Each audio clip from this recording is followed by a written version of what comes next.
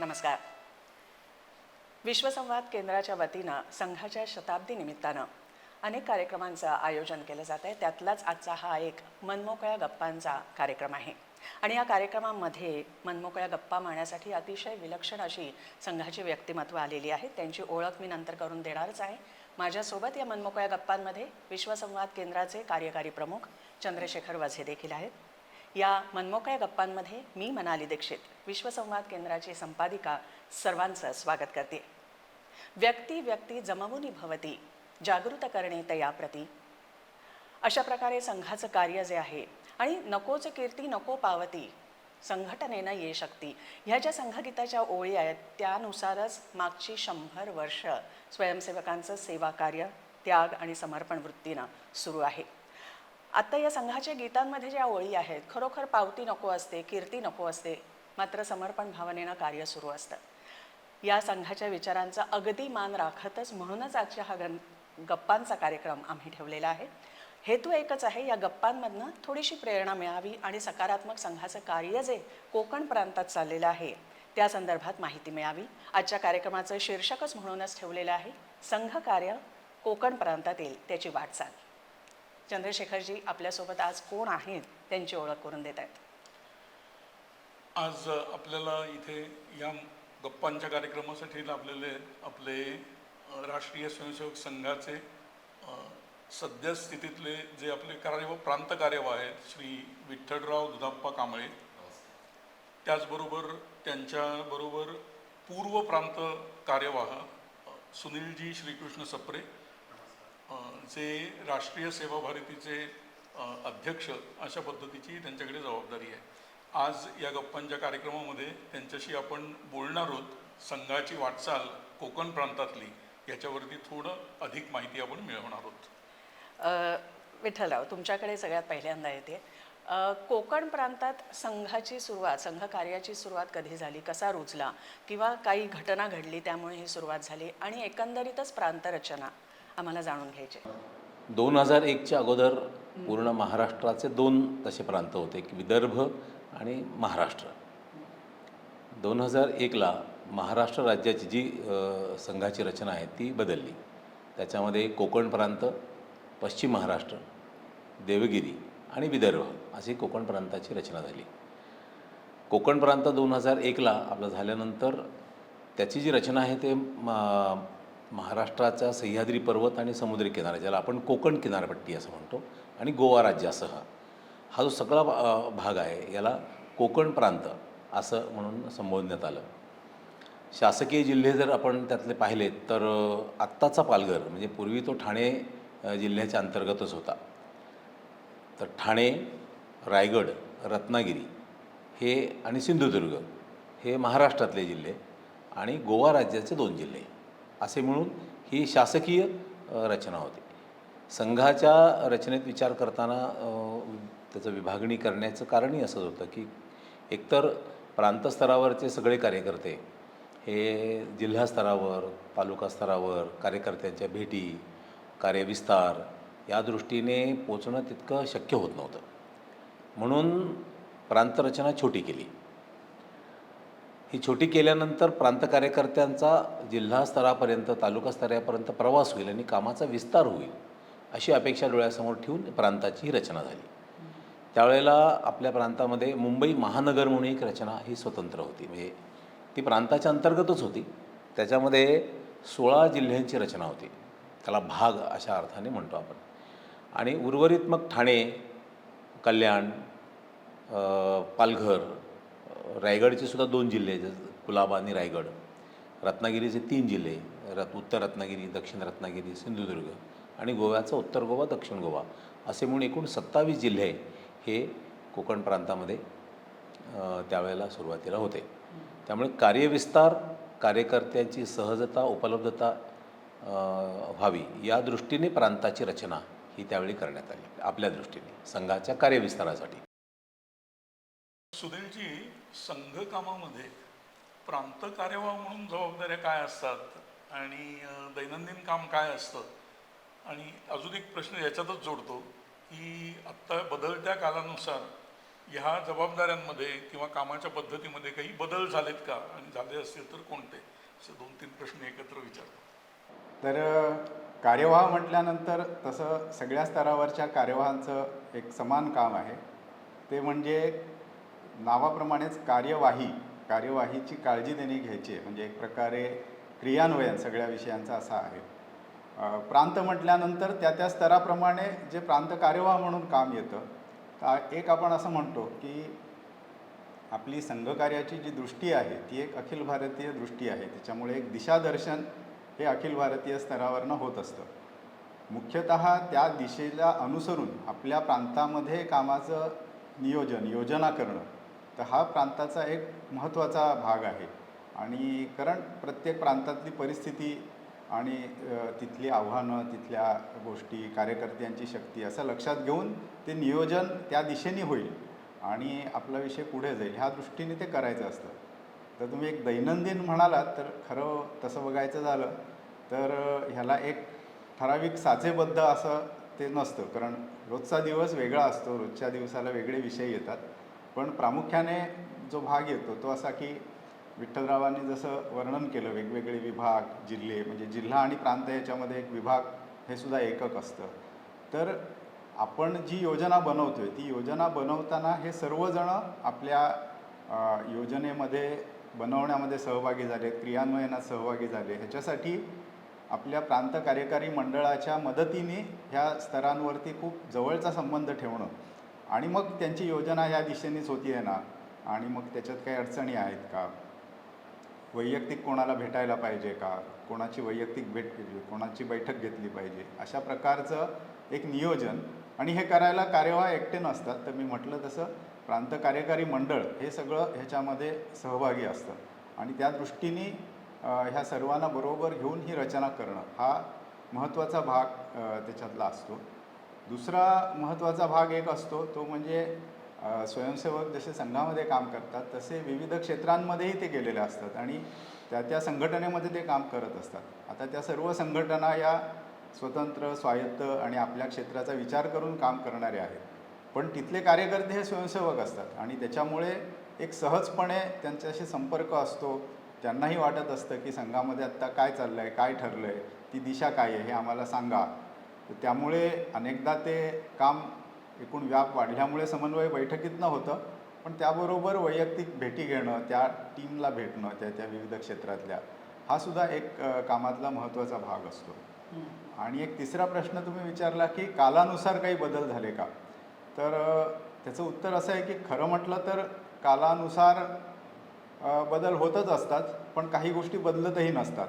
कारण जे मूळ काम आहे मनुष्य निर्माण ते काम तसंच चालू आहे. आणि काही 1-2 गोष्टी म्हणजे उदाहरणार्थ पुढच्याही काही विषयांमध्ये तो येईल विषय, परंतु जसं आपलं काम वाढतं आहे तसं मी मगाशी म्हणताना म्हटलं की विभाग आणि जिल्हा, पण आता हळूहळू असं झालं आहे की कामाचं नियोजनाचं केंद्र हे जिल्ह्याच्या पेक्षा अधिक तालुका, नगर यांनी करावं असं म्हटलं आहे. विठ्ठलराव, आत्ता सुनीलजींनी जसं सांगितलं की प्रांतरचना तुमच्याकडनं कळली, एककं कळली. एकंदरीतच कोकण प्रांतामध्ये संघाच्या शाखांचे जे आहे जाळं कितपत फैलावलेलं आहे, किती संघशाखा आहेत किंवा विशेष उपक्रम काही घेतले जात आहेत का कोकण प्रांतासाठी, आणि खास करून उल्लेखनीय काही अशा सेवाकार्य असतील किंवा घटना असतील, कारण तुमच्याच कार्यकाळामध्ये कोविडचं महासंकट ओढवलेलं होतं, त्या अनुषंगानं मी हा प्रश्न विचारते की तेव्हा तर संघकार्य अजिबातच थांबलेलं नव्हतं, इनफॅक्ट ते वाढलेलं होतं, तर तेही जाणून घ्यायचं आहे. तर जसं मी मगाशी म्हटलं की शाखांचा विस्तार, कार्याचा विस्तार हा दृष्टिकोन डोळ्यासमोर ठेवूनच प्रांताची रचना झालेली आहे. कारण स्वाभाविकपणे शाखांमध्ये वाढ ही झालेली आहे. म्हणजे आत्ता या घडीला जर आत्ता मार्चचं वृत्त आपण बघितलं तर जवळजवळ 700 शाखा ह्या मुंबई ते गोवा ह्या पट्ट्यामध्ये सगळीकडे आपल्याकडे आहेत आणि 300-350 साप्ताहिक मिलनं ही आहेत, म्हणजे आठवड्यातनं चालणारी आहेत. 30-35 मासिक मिलनंसुद्धा चालतं. तर असं हे शाखांचं जाळं आहे. काम करणारे हे रोज लागणारे काम, रोज करणारे कार्यकर्त्यांच्या बळावर हे काम प्रत्यक्ष चालू आहे. काही काम असं आहे की जे प्रत्यक्ष शाखा रूपाने नाही पण सेवा कार्याच्या रूपाने सुद्धा हे समाजात आपल्याकडे चालू आहे. तर आत्ताच्या मार्चमधल्या माहितीनुसार 1200पेक्षाही जास्त ही सेवाकार्य, म्हणजे छोटी सेवाकार्य, मोठी सेवाकार्य अशी चालतात. सेवाकार्य ही समाजाभिमुख, समाजाला धरून, समाजासाठी आणि समाजाच्या मदतीने अशी सेवाकार्य आपली चालतात. त्यात उल्लेखनीय जर काही उल्लेख करायचा असेल तर गोव्यातलं मातृछाया आहे, केशव सेवा साधना आहे. त्याचप्रमाणे सिंधुदुर्ग जिल्ह्यातला आपला हेडगेवार प्रकल्प आहे की जो तिथल्या स्वयंरोजगार, ग्रामविकास आणि तिथल्या युवकांना रोजगार प्रशिक्षण या दृष्टीने तो प्रकल्प मोठा चालतो तिथं.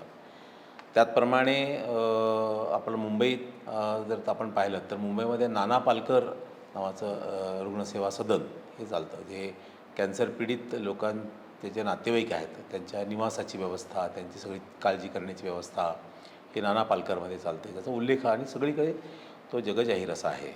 केशवसृष्टी ही मीरा भाईंदरच्या परिसरात एक मोठं संकुली आहे. या केशवसृष्टीच्या माध्यमातून तथाकथित ज्याला म्हणूया की उच्चभ्रू समाजातल्या लहान मुलांवर संस्कार पण व्हावेत या दृष्टीने शाळा चालते. त्याचप्रमाणे ग्रामीण भागामध्ये ग्रामविकासाच्या कामामध्ये सृष्टीचं मोठं योगदान आहे. अशा अनेक मोठे प्रकल्प आपल्या या कोकण प्रांतात चालतात. जनकल्याण समितीच्याद्वारे मुंबईत आत्ताच लेटेस्ट पाहिलं तर वस्ती परिवर्तनाचं काम हे मोठं झालं. जवळजवळ 100-125 वस्त्यांमध्ये समाज परिवर्तनाच्या प्रक्रियेत समाजाला बरोबर घेऊन त्यांच्या उद्धारासाठी काम करत राहणे, माता बाल या सगळ्यांच्या संगोपनाच्या द्वारा आणि संस्काराच्या द्वारा. तर अशी अनेक सेवाकार्य ही आपल्या मुंबईमध्ये चालतात. कोविडचा उल्लेख तुम्ही जो केलात तो खरंच तो उल्लेखनीय आहे. आणि कोविडच्या काळामध्ये असं म्हणतात लोक की मुंबईवर कोणत्याही कधीही कसलंही संकट आलं तर मुंबई थांबत नाही. तर कोविडचं संकट तर सगळं देशावर जगावरच होतं. आणि या काळामध्ये संघाच्या स्वयंसेवकांनी समाजाला बरोबर घेऊन काम केलं. कारण समाजामध्ये अशा अनेक संस्था, अनेक व्यक्ती होत्या, ज्या व्यक्ती एकच संस्था स्तरावर करत होत्या, संस्थांतर्गत स्तरावर त्यांची योजना होती, पण त्यांच्याकडे माणसांची कमतरता होती. त्यामुळे अशा सगळ्यांचे समूह तयार करून त्या संस्थांना बरोबर घेऊन आणि समाजात ज्या ज्या औषध लागतील किंवा मास्क वितरण करायचं असेल, अन्नधान्य वितरण करायचं असेल, सगळ्या प्रकारची सेवा, वृद्धांना विशेष करून या काळामध्ये ज्यांची मुलं परदेशात वगैरे आहेत, तर अशा वेळेला त्यांना घरात टिफिन देणारं कोण नव्हतं, त्यांना साहित्य नेऊन देणारं कोण नव्हतं. अशा वेळेला संघाच्या स्वयंसेवकांनी समाजाला विशेष मदत घेऊन केली. त्यात समाजात म्हणत असताना कॉलेजचे विद्यार्थी जे आहेत, या विद्यार्थिनींनीसुद्धा त्यांनी खूप मोठं योगदान याच्यात हे दिलेलं आहे. आणि प्रत्यक्ष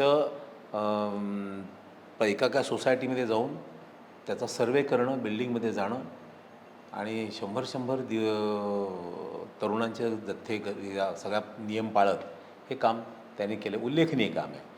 आणि त्याच्यात अजून एक चांगलं मला सांगायला आनंद वाटेल की मुंबई महानगरपालिका, पनवेल महानगरपालिका, ठाणे सगळ्या ज्या महानगरपालिका आहेत यांनी संघाच्या या रचनेलाच स्वीकार करून त्यांच्याद्वारा समाजात काम करण्यासाठी खूप मोठं काम या काळात झालं.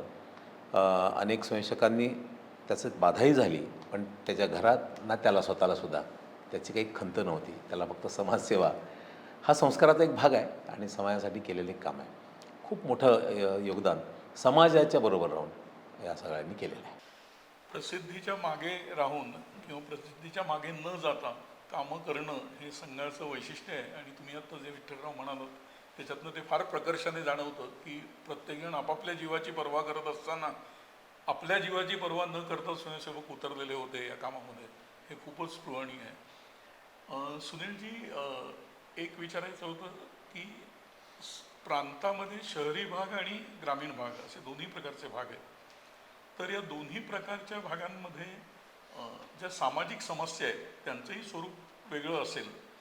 तर अशा कोणकोणत्या प्रामुख्याने ठळकपणे जाणवणाऱ्या सामाजिक समस्या किंवा काय अनुभवायला आल्या किंवा आत्ता येत आहेत?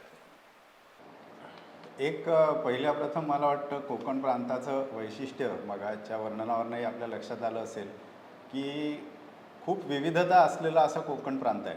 म्हणजे एकीकडे मुंबई आणि आता मुंबईला जोडून असलेला MMRDA म्हटलं तर देशातला खूप अग्रगण्य असा शहरी भाग आहे. आणि दुसऱ्या बाजूला पालघर, रायगड यासारखा वनवासी भाग असलेला सुद्धा जिल्हा आपल्याकडे आहे. आणि मग ग्रामीण जीवन तर ह्या दोन्ही ठिकाणचं आहे. तसं रत्नागिरी गोवा इथलंही एक ग्रामीण जीवन आहे. गोव्यासारखं एक पूर्ण राज्य हे सुद्धा या प्रांतामध्ये आहे. तर अशा प्रकारची खूप विविधता असलेला हा प्रांत आहे. तर त्याच्यातलं तुम्ही जे म्हटलं की शहरी आणि ग्रामीण आणि ग्रामीणमध्ये सुद्धा ग्रामीण वनवासी दोन्ही भाग याच्यात आहेत. डोंगरी प्रदेशसुद्धा ह्याच्यामध्ये काही प्रमाणात आहे, जरी तो तर त्या याच्यातल्या समस्या ह्या दृष्टीने एक विचार करता येईल. पण मला वाटतं मुळात संघाचं जे वैशिष्ट्य आहे त्याच्याकडे आपण थोडं परत गेलो तर समस्याच निर्माण होऊ नये अशी समाजाची स्थिती असावी ह्यासाठी आपल्या संघाची सुरुवात झाली. आणि त्याच्यामुळे मुळातला जो याच्यातला दृष्टिकोन आहे किंवा जी प्रयत्नाची दिशा आहे ती अशी आहे की समस्या आपल्याला आहेत हे आपल्याला जाणवतं, तसं आपल्याबरोबर समाजाला जाणवावं आणि समाजाने आपल्या समस्या सोडवण्यासाठी स्वतः सक्षम व्हावं, अशा तऱ्हेने संघ कुठल्याही गोष्टीकडे बघतो. दुसरी आपली समस्येची विचार करण्याची पद्धत ही सुद्धा आहे की समस्या ही जिथे समस्या जाणवते त्याची केवळ समस्या नाही आहे, तर ती संपूर्ण समाजाची समस्या आहे. म्हणजे वनवासी क्षेत्रामध्ये आज रोजगार किंवा अशी जी चिंता वाटेल तर ती फक्त वनवासी युवकाची चिंता नाही आहे, तर ती आपल्या सगळ्यांची आहे. आणि त्याच्यामुळे काही कामांचं आपण स्वरूप जरी लक्षात घेतलं तर ह्या ठिकाणी अनेक संस्था अनेक वर्ष कार्यरत आहेत. आणि जसं तळासरीचं विश्व हिंदू परिषदेचं केंद्र आहे किंवा प्रगती प्रतिष्ठानचं जे काम आहे, परिवर्तन संस्थेचं काम आहे, तर अशा ह्या अनेक संस्था आहेत ज्या कार्यरत आहेत. आता केशवसृष्टीने सुद्धा ग्रामविकास प्रकल्प हे अनेक पालघर जिल्ह्यामध्ये उभे केलेत. सेवा कार्यांचा मगाशी विठ्ठलरावांनी उल्लेख केला, तर त्याच्यामध्ये रायगड जिल्ह्यामध्ये आरोग्य रक्षक यासारखा विषय आहे किंवा ओक वनौषधी प्रकल्प आणि त्याला जोडून असलेले महिलांचे स्वयंसहाय्यता समूह आहेत. डॉक्टर हेडगेवार प्रकल्पाचाही उल्लेख झाला. तर ही जी सगळी आपली कार्य आहेत तर ही एक प्रकारे समाजाची समस्या समाजाची आवश्यकता ही लक्षात घेऊनच होत आहेत. पण ह्याच्यामध्ये केवळ आपण काम करतोय अशी त्याच्यातली कल्पना नाही आहे. म्हणजे समाजाची समस्या आहे आणि संघ ते समस्या सोडवून देईल अशी आपली कल्पना नाही. तर आपली कल्पना ही आहे की समाज आपली सगळी समस्या या स्वतः सोडवू शकतो आणि आपण आणि समाज हे काही वेगळे नाही आणि आपण बरोबर राहिलो तर ह्या सोडवू अशा पद्धतीने आपण त्याच्याकडे बघतो. आणि मग त्याच्यात ग्रामीण भागातले जसं म्हटलं तसं काही या प्रकारचे विषय आहेत. शहरी भागामध्ये विषय अनेकदा संस्काराचे आहेत आणि ते दोन्ही प्रकारे आहेत की ज्या अगदी साध्या वस्त्या असतील तिथपासून ते टोलेजंग इमारतीत राहणारे संस्कार ही गोष्ट सगळ्यांनाच जाणवते. आणि मग वेगवेगळे जे संघाचे आयाम आहेत हे एक प्रकारे समाजाला घेऊन त्याच्यावरती काम करण्यासाठीच आहेत. म्हणजे आजचे वेगवेगळे गतिविधींचे विषय असतील किंवा पंचपरिवर्तनाचे विषय असतील किंवा मुळात सेवा विभाग आहे, तर हे सगळे एक प्रकारे ह्याच्यासाठीच असलेले विषय आहेत आणि ती आव्हानं घेऊन आपण काम करत आहोत. विठ्ठलराव, आत्ता प्रांताच्या रचनेबद्दल सांगितलं. प्रत्येकाची भौगोलिक रचना वेगळी असतेच, मात्र सामाजिक स्वरूपही वेगळं असतं. मग त्या प्रांतामध्ये संघकार्य स्थापित करत असताना किंवा संघाला स्थापित करत असताना अनेक अडचणीही येत असतील, नाही का? त्या जाणून घ्यायच्यात. या ज्या अडचणी आहेत किंवा समस्या आहेत हे संघाला काम करताना येणाऱ्या आहेत त्या एकतर समाजाच्या संघाविषयीचं अज्ञान, माहिती कमी असणं आणि संघाविषयी वेगवेगळ्या प्रकारच्या लोकांनी केलेला अपप्रचार, त्याच्यामुळे या समस्या साधारण समोर येतात. उदाहरणार्थ आपण पालघरमध्ये साधू हत्याकांड झाला, जो आपण ऐकलंही असेल, ती बातमी मोठी होती आणि घटनाही घडली. तर ती कशामुळे, तर अज्ञानापोटी साधू आणि तिथल्या समाजात एक समाजाविषयी पसरलेला गैरसमज आणि त्यांची हत्या करण्यात आल्यानंतर तर समाज अज्ञानी आहे आणि अशाच आपल्या संत परंपरेतल्या समाजातल्या चांगल्या व्यक्तींची हत्या होते. अशा वेळेला काय केलं पाहिजे, मार्ग कसा काढला पाहिजे. तर कोरोनाच्या काळात घडलेला तो प्रकार, त्याच्यानंतर संघाने तिथल्या सगळ्या समाजाला भेटण्याची, संपर्क करण्याची, संवाद करण्याची, हळूहळू प्रक्रिया प्रारंभ केली आणि या समस्येवर उत्तर निघालं. ते असं झालं की आत्ताच्या या संघ शताब्दी वर्षाच्या निमित्ताने कासा नावाचं गाव आहे, जिथेही घटना घडली तिथं हिंदू संमेलन झालं. म्हणजे सगळ्या समाजाने ते केलं. तिथल्या मातृशक्तीने तिथले पारंपरिक नृत्य सादर केली, गीतं सादर केली, विषय मांडले गेले. एका अर्थाने त्यांचं ते अज्ञान कदाचित दूर झालं, त्यात समजूत विकसित झाली, जाणीव जागृत झाली, त्याच्यामुळे हा परिणाम दिसला. पण तो तेवढा जो काळ होता संघकामाला, संघाच्या कार्यकर्त्याला, तो थोडा अडचणीचाच, कठीण. कारण हे तिथपर्यंत जाणं पोचणं हे एक काळ असा होता की म्हणजे पालघर जिल्ह्यातलंच मी सांगेन की ओझर नावाचं गाव आहे आणि त्या भागामध्ये कोणीही श्वेतवस्त्र परिधान केलेला माणूस, पांढरे रंग कपडे घातलेला माणूस जाऊ शकत नव्हता. कारण त्या लोकांना वाटायचं की हे आमची जमीन बळकावण्यासाठी येतात, अज्ञान. अशा परिस्थितीत आपण तिथं काम त्यावेळेला केलं. म्हणजे त्याचं मी नामोल्लेख कधी करत नाही आपण, पण मी मुद्दाम करेन. आपले नाना चंपानेरकर, दीनानाथ चंपानेरकर यांनी तर त्या पट्ट्यात स्वतःला गाडूनच घेतलं होतं पालघर जिल्ह्याच्या. आणि नानांच्या सतत संपर्कातनं, प्रयत्नातनं जाणं करत आज ओझरमध्ये खूप छानपैकी सार्वजनिक गणपती बसतो, सगळे लोक एकत्र येतात, गाव म्हणून ग्रामोत्सव होतो. हे जे आहे हे करण्यासाठीचा बराच काळ गेला आणि जातो आहे. समस्या म्हणजे मुंबईसारख्या शहरामध्ये जरी शहर वरून दिसत असलं तर आतून मात्र समाज वेगवेगळ्या गटात विभागल्या गेल्याची काही उदाहरणं समोर येतात. म्हणजे भीमा कोरेगावसारखा हा प्रश्न निर्माण झाला त्यावेळेला वातावरण तप्त सगळीकडे होतंच, परंतु संघस्वयंसेवकाला समाजालाच भिडायचं आहे ना, अज्ञानालाच भिडायचं आहे. आणि मग तिथं स्वयंसेवकांच्या संपर्कातनं, भेटीगाठीतनं, आधीच्या संवादातनं जे लोक सगळे भेटलेले होते त्यांच्याशी करताना या समस्येला उत्तर काढता आलं. पण त्याला ते उत्तर तशा अर्थाने बाहेर दिसत नाही प्रकट, पण अंतर्गत संपर्कामुळे एक हळूहळू मनामध्ये असलेला जो राग आहे, द्वेष आहे, तो शमवण्यात आपण यशस्वी होतो. हे नवी मुंबईमध्ये 2004-05च्या दरम्यान एक खूप मोठी दंगल झाली. ती राजकीय आणि वैमनस्यातनं ती झाली होती दंगल, अगदी होळीलाच. आणि त्याचा परिणाम असा झाला की गाववाले विरुद्ध बाहेरचे आलेले, असा एक मोठा प्रश्न निर्माण झाला. आता हे गाववाल्यांना सांगणार कोण आणि बाकी समाजाला सांगणार कोण, त्यांच्यामध्ये समन्वय साधणार कोण? अशा वेळेला तिथले संघाचे कार्यकर्ते, स्वयंसेवक, ज्यांचा गाववाल्यांशी संपर्क आहे, ज्यांचा अन्य समाजाशी संपर्क आहे, अशा सगळ्यांच्या भेटीगाठी करत ह्या सगळ्यांच्या भेटीतनं हा विषय 2 दिवसामध्ये शमवण्यात आपण यश प्राप्त केलं. तर अशाही समस्या ज्यावेळेला येतात त्यावेळेला स्वयंसेवकांचा आधीच असलेला पूर्वसंपर्क आणि याचा फायदा हा याच्यात झाला. त्यामुळे समस्यांना तोंड देताना स्वयंसेवकांची ही थोडी होते स्थिती, परंतु समर्थपणे, ठामपणे आपल्या विचारांवर, कार्यावर दृढ विश्वास ठेवून कार्यकर्ते काम करतात. त्यावेळेला त्याला उत्तर हे समाजाकडनंच मिळतं. भागात विशेषतः म्हणजे MMRDA क्षेत्रात ह्या ठिकाणी संघ कार्यकर्ते त्यांच्या दैनंदिन नोकरी व्यवसायामध्ये सुद्धा खूप व्यस्त आणि अत्यंत धावपळीचं अशा पद्धतीचं हे जीवन आहे. तर विठ्ठलराव, तुम्हाला म्हणजे प्रांत कार्यवाह म्हणून ह्या हे स्वयंसेवक काम करत असताना त्यांना काही अडचणी येत असतील या सगळ्या याच्यामध्ये, तर असं तुम्ही काय अनुभवले आहेत आणि त्याच्यावरती उपाययोजना काय केलीत?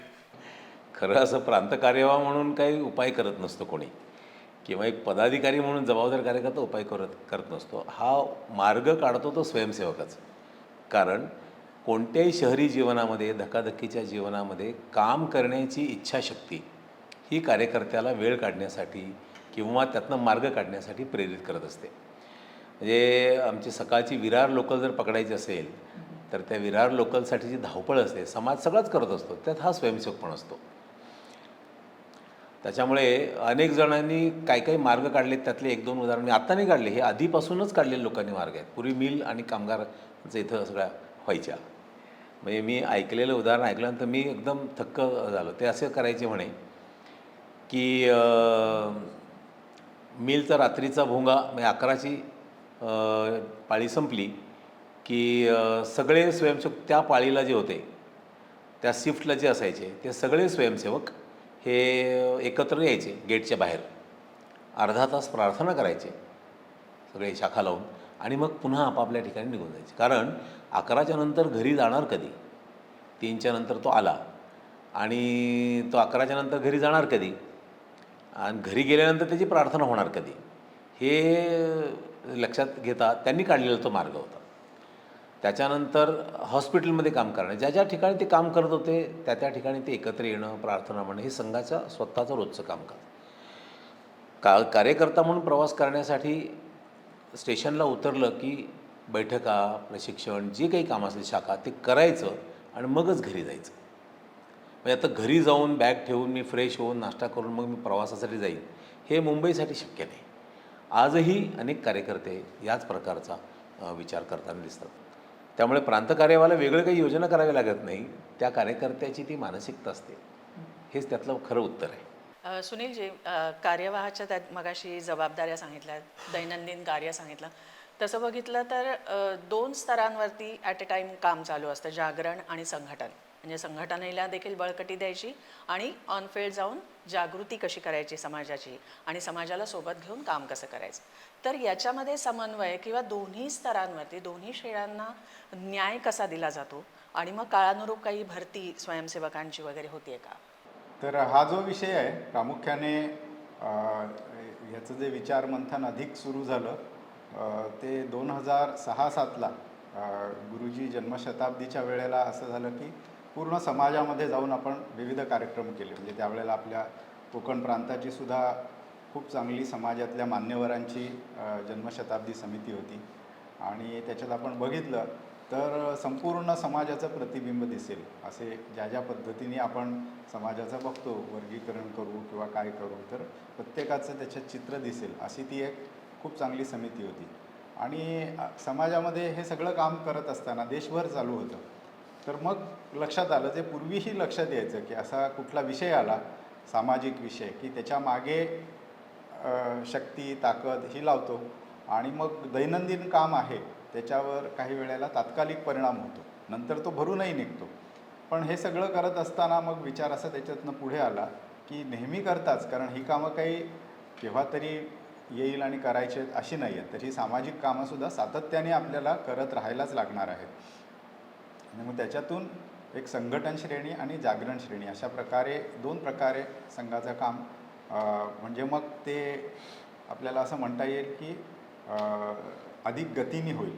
आणि ती कल्पना आल्यानंतर मग असं झालं की साधारणपणे जे निर्मितीचं काम आहे, विद्यार्थ्यांमधलं काम आहे किंवा बाल महाविद्यालयीन विद्यार्थी आणि असं जे गतीचं शक्तीचं काम आहे, शाखा नियोजन आहे, हे काम करणारा एक गट असावा. त्यांनी अत्यंत नियमितपणे ह्याच्याकडेच लक्ष द्यावं आणि समाजामध्ये जे संपर्क करायचं काम आहे, जसं सेवा, संपर्क, प्रचार, आणखी मग अनेक विषय त्याला पुढच्या काळात जोडले जात गेले. तर हे विषय आहेत. आणि जसं एक कॉलेज विद्यार्थ्यानंतर मनुष्य व्यवसायी झाला की त्यांनी एक सगळं चक्र बघितलेलं असतं, पण आता आपण समाजाकरता काहीतरी करू अशा प्रकारच्या स्वाभाविक मानसिकतेमध्ये तो आलेला असतो. त्याची एक उद्योग आणि नोकरी यातली स्थिरता, कुटुंबप्रमुख झालेला असतो, त्यामुळे तो हे सामाजिक काम करायला योग्यही असतो. त्यामुळे त्यांनी ह्या विषयाकडे लक्ष द्यावं. अशातून संघटन आणि जागरण श्रेणी याची सुरुवात झाली.